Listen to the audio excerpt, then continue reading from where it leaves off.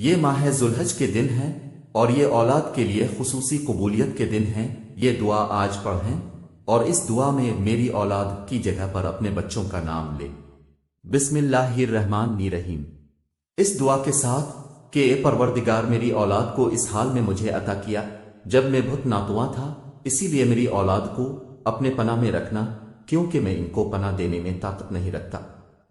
اے پروردگار میری اولاد کو ہر برائی، شر اور نقصان سے محفوظ فرما۔ اے خدا میری اولاد کو ہر بیماری سے محفوظ فرما۔ اے مہربان رب، میرا امتحان اور آزمائش میری اولاد میں قرار نہ دینا۔ اے پروردگار میری اولاد کو اپنی آشکار اور پنہا آزمائشوں میں کامیاب فرما۔ اے رب کریم میری اولاد کو اپنے صالحین میں سے قرار دے اور میری اولاد کو دین و عبادت و اخلاق میں بہترین لوگوں میں سے اور زندگی میں سعادت مندوں میں سے مقرر فرما۔ اے پروردگار میری اولاد کو حلال کے ذریعے حرام سے روک دینا اور کرم الہی سے اپنے سوا کسی کے محتاج نہ کرنا۔ اے رب رحیم جس طرح اپنی کتاب پاک کی قیامت تک حفاظت کرنی ہے، میری اولاد کو شیطان کے شر سے محفوظ رکھنا۔ اے مہربان رب اپنے پاکیزہ ترین بندوں کے ساتھ دوستی اور قرب اور اپنی ذات پر توکل میری اولاد کو نصیب فرما۔ اے پروردگار وہ تمام بیماریاں جو روح و جسم کو نقصان پہنچاتی ہیں میری اولاد سے دور فرما اور اپنے ارادہ خیر کے ذریعہ مجھے توفیق فرما کہ میں اپنے بیٹے کے لیے بہترین امیدیں اور آرزویں کروں اور ان دعاؤں کو قبول فرما۔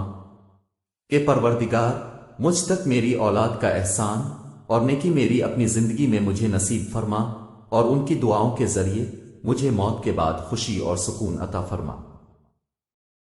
اے رب، اے رحمان، اے رحیم میں اپنے بچوں کو جو میرے جگر کا ٹکڑا ہیں تیرے سپرد کرتا ہوں۔ جس وقت وہ میری نظروں سے اوجھل ہیں وہ تیری نگاہ کے سامنے ہیں، انہیں اس عظمت کے ساتھ محفوظ فرما جو تیرے شان میں ہے۔